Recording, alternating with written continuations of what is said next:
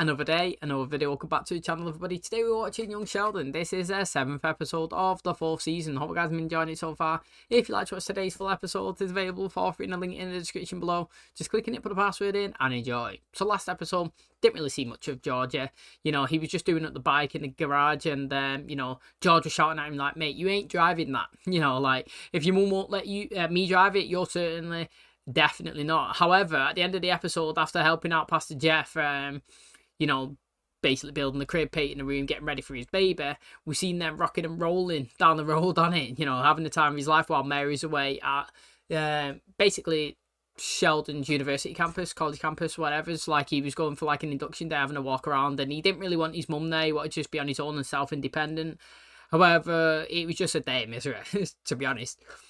He was looking through used textbooks, couldn't really find one that he liked, went to the bathroom, got a Slurpee all over him.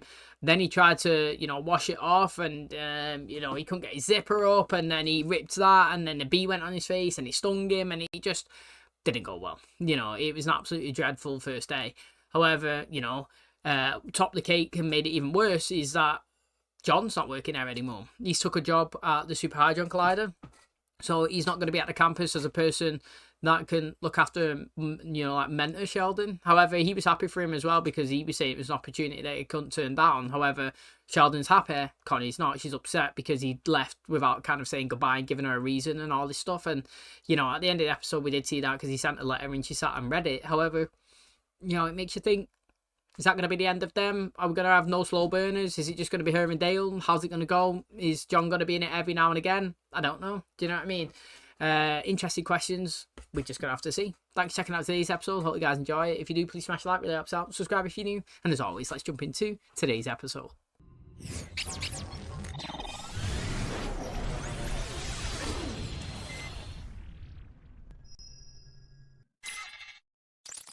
Since everyone is going back to school tomorrow, let's finish up with a back-to-school prayer.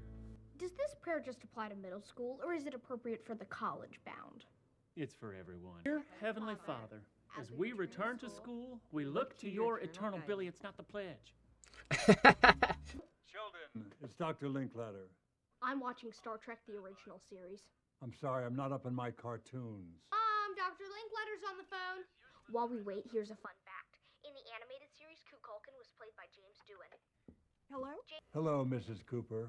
I just want to let you know, with Dr. Sturgis away, I'll be available should Sheldon need anything. We are truly grateful. Now, I'm not terribly experienced around children. If he needs to use a restroom, I don't have to go in with him, do I? Bless us, Lord, for the food we are about to receive, and bless the hands that prepared it. And with school starting tomorrow, please watch over our children. Sheldon, good news. Dr. Linklater was calling to say that while you're at school, if you need anything, you can go to him. Dr. Linklater is just around in case there's a problem. Like if he needs a new diaper? Wonderfully early it is to see you. If you've come by for a snack, I picked you up some crackers shaped like fish. My philosophy class starts in a few minutes. Ah, yes, the great thinkers. Socrates, Plato.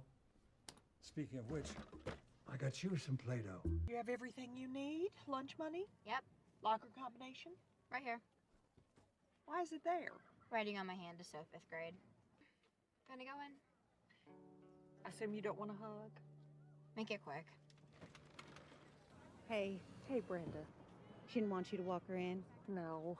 How about Billy? Oh, I walked him in, found his homeroom, explained that homeroom is different than his room at home. I like that she's in it a little bit more, to be honest, to be like a friend with Mary. You know, we never really see, it's my complaint, but like many things that, like, we don't see Missy at school, but now she's going. Maybe we do. We don't see Mary engaging in different activities around the children. Do you know what I mean? Like, she should have friends. She should have a social life. She should be doing things. And it's good to see her being, you know, included in doing things with other people. And to be honest, she used to beef with next door, didn't she? And now they seem to hang out a little bit. It's interesting. And what, like, school is Missy going? Is it high school?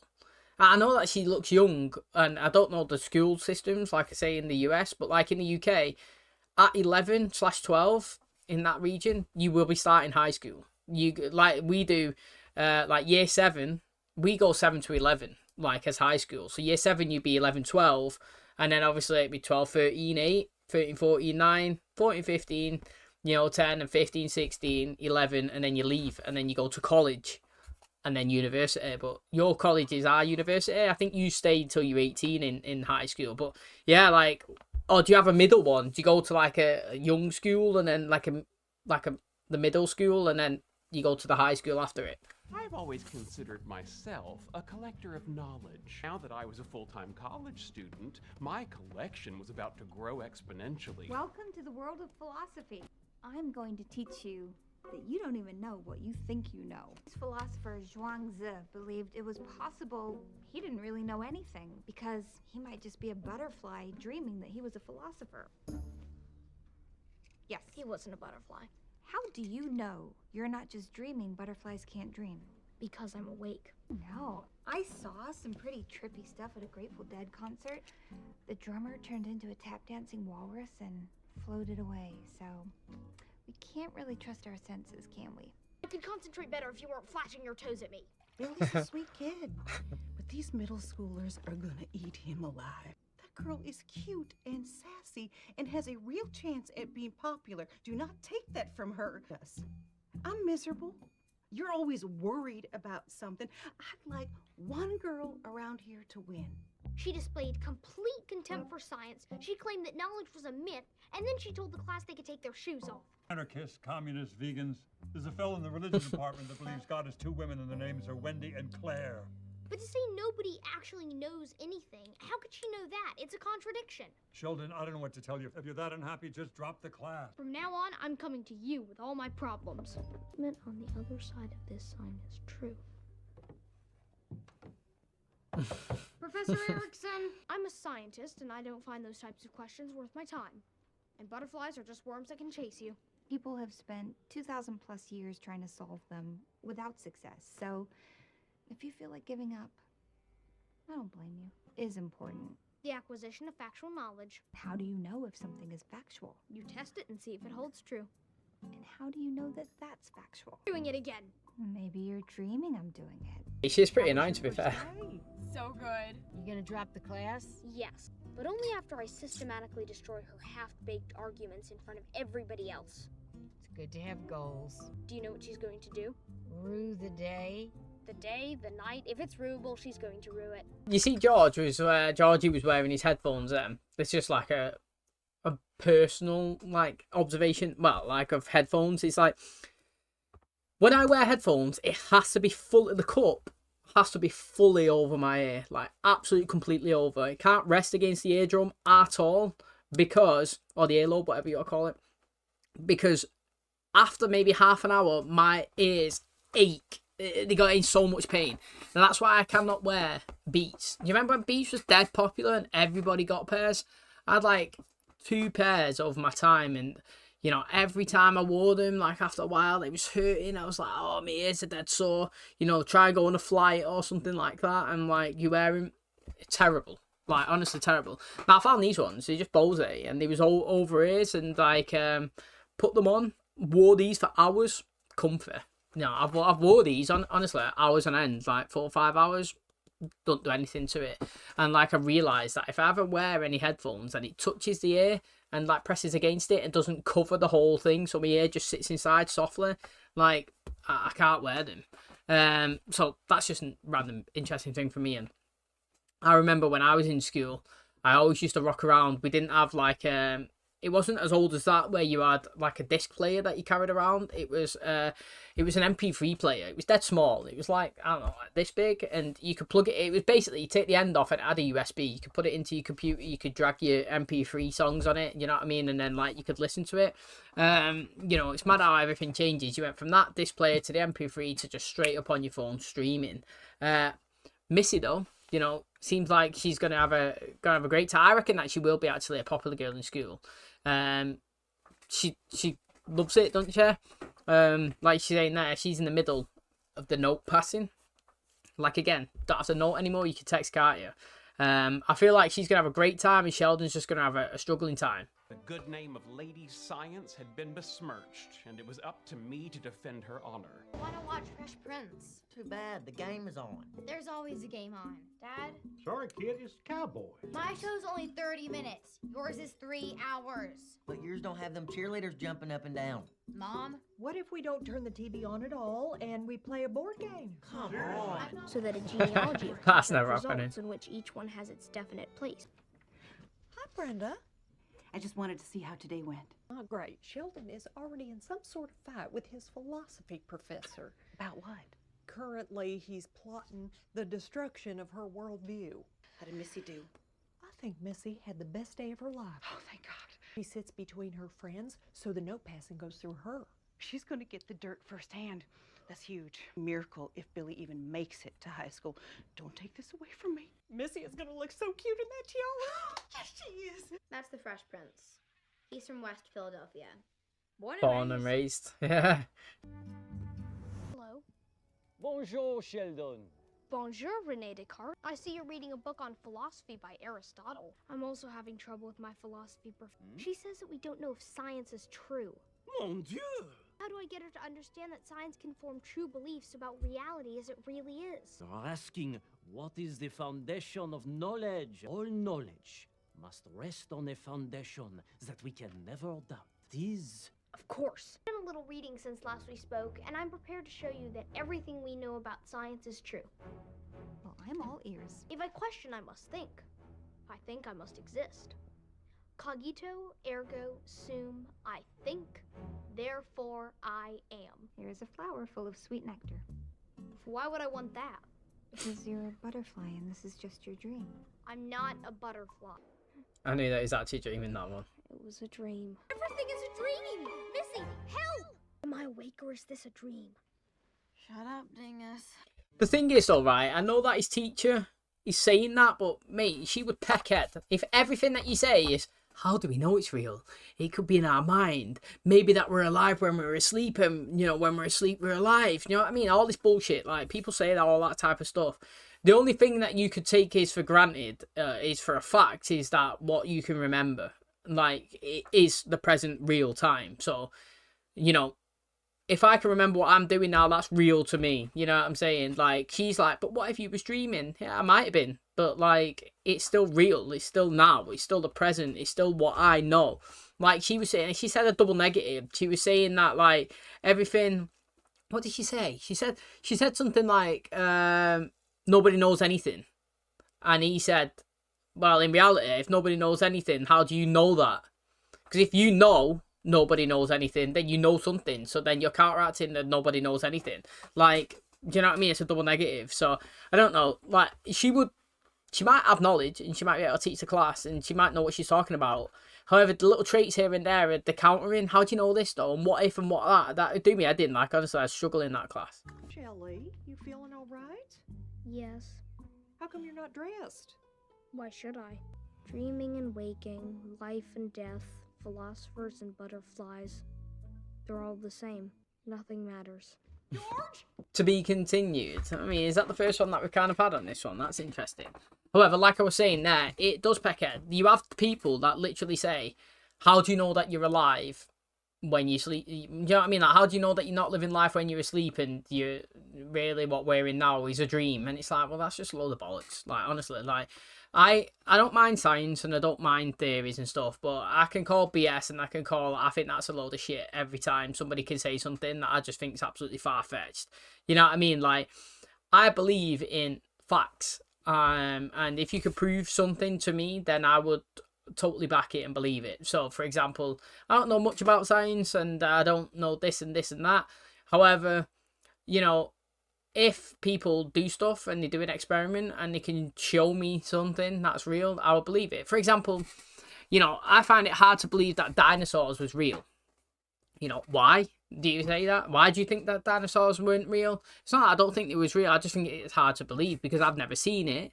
And, you know what I mean? Like, it's just, we had no kind of evidence back then. We only have bones that people find. However, I take it that they are factually real because many people across many years and decades and timelines have found bones and created You know what I mean? And fossils, the structure, the you know what I mean, the embodiments, they piece things together and shown that these are real. And that's the thing, like science in that way, you know, is stuff that I believe. So there's loads of stuff that like I think is not true or just wouldn't follow until somebody factually shows me something. And like I said, dinosaurs is an example for me where like unless somebody sat down and fully proved it to me, I wouldn't have believed it. But because there's many people across time have shown different fossils and done research and looked into it and found different things, that's why I do. And that's the same here. You know, Sheldon was trying to say, but we do experiments, we check it, we prove it. And she's like, yeah, that's great, but how do you know you're not dreaming? Mate, you could literally say that about everything and you would never go any. It's like an endless cycle merry-go-round. And also as well, I would hate it if I was in the class that she's so relaxed and so zen and you know what I mean, like sitting on the desk and crossing you know what I mean, crossing her legs and just absolute chill vibes. I want teaching, man. You know what I mean? Like I want somebody there to, like John, who's proper engaged and he's going on, and you know I don't want somebody who's countering everything. But what if this? What if that? And not really seeing that she's not like she don't care, but do you know what I mean? Like fully involved. However, she obviously knows the stuff. She teaches at the college, and you probably will learn. However, that type of learning and environment and her method is not the way for me, and you could tell from Sheldon's point of view, not for him as well. Okay, that's gonna wrap up today's episode. Thanks for checking out the channel today. Hope you guys enjoyed it. You know, I actually thought it was a decent one. Seeing Sheldon, you know, struggling basically. Well, I don't know if you call it struggling, but basically every single class that he's been to previously, you know, before going to college, it seemed to be easy for him, dominate it. He knows all the answers, gets everything right. And now he's got a teacher that's kind of questioning him. And even if I say that I think that it's annoying the stuff that she's saying, it's good to keep his mind going and always kind of ticking. You know, you don't want to be stagnant and fresh and just get yeah every time. You kind of want your mind to be working and be, you know, triggered and get that brain ticking, do you know what I mean, in different things. And that's what it's doing. You know, it made him pick up another book and read stuff about stuff to educate himself, and you know that's the purpose of stuff. And you know, although that she would annoy him clearly, like, you know, it's kind of helping him in different aspects. And it shows that I've had different conversations before about, you know, when you're doing a group project and you're working with people that you don't like. And you know, it's life. You know, not everybody that you work with or you're going to be involved around in is going to be your cup of tea. You know what I mean? You got to adapt to the situation that you're in. And he's going to drop the class, and then he realised, you know what, if I actually put my head down and try and do something to make her look embarrassed, so to speak, then that's going to be much better. And that's what he's focusing on. So it's going to be interesting to see moving forward. And like I said, I don't know if I've had to be continued episode on this show before, but I'm interested for it. You know, it's not as if it's like a massive cliffhanger episode, you know what I mean? Maybe it was like a mid-season finale, so to speak, and the to be continued was, you know, when you return to it. However, you know, what is it, Missy started middle school, it seems like. You know, earlier on in the episode I posed the question of, you know, do you have like the first school and then there's a middle one and then the high school? But in the UK we just had the primary school and then you have the secondary, like high school, so to speak. And it is confirmed that she's in middle school. Don't know what age group that goes to, but I like how next door, mate, she's absolutely buzzing, you know, that she's potentially going to be popular. You gotta be popular, mate. Actually, that's a tune that like actually is. However, like, you know, Missy's you know, she may be coming into her own. It's going to be exciting to see her growing up. And, you know, we was talking about Billy again. I don't think he'll make it to high school, and she's concerned for Billy. Like, I've said it consistently. I'll say it over and over and over again. And I don't know if it's just me or my personality or the way I am as a person, but, like, I would love my kid to be like Billy. Like, honestly, I have been around so many dickheads in life, and so many arseholes and people who are all full of it, and people who think they're sick and they're roadmen and they got no respect for anybody and just proper knobheads. Honestly, I can't even describe what I personally think of modern day people. I absolutely hate everyone. Like, if I'm being totally honest, like the older generation, yeah, I would much rather be friends with somebody that's 40, 50, 60, 70 years old than anybody that's like 20, 30. They're all assholes. And I feel like just the way everything it kind of is, I think Billy like, is perfect. I would love to be friends with somebody like him. He's so chilled. He's just like, he just seems like he's got no harm, and he's not like in it for himself, and he's not there. He's just so simple. I'd love my kid to be like him, you know. He'd be like a pleasure to raise and have fun with. I feel like he could just go out and, like, I'll say it, but people take everything too seriously. Everybody gets, like, you know, wants to have the best this, the best that. I'm better than him, I'm better than him. Billy just seems like the type of person who's just Billy. And that's all I want in life, literally. Just, I just want somebody to just be chill, just get on with it, have fun, be simple, be nice. Let's go and have, you know, a good time together. And you know, people might think I lie when I say it, but I'd love it if my kid was like him. I would have no concerns about him being anything. I would praise him all of the time. Like, he makes me laugh when I see him because he's so simple, and I wish everything in life was as simple as him. And you know, on the other spectrum, you got Sheldon to the extreme. And to be honest, I would actually not mind if my kid was like Sheldon as well. It'd be a lot of stress, a lot of hard work, very complicated, but I'd be super proud of somebody who could be this clever in like a spectrum that I would never be able to achieve. Do you know what I mean? Personally, myself. So, you know, there's two different ways, but I'm interested, obviously, like I say, to see how it goes, and hopefully we see more of the school environment that Missy is now going to. Thanks for checking out today's episode, though. Hope you guys enjoy it. If you do, please smash the like, really helps out. Subscribe if you do, and as always, I'll catch you in the next one. Cheers, guys.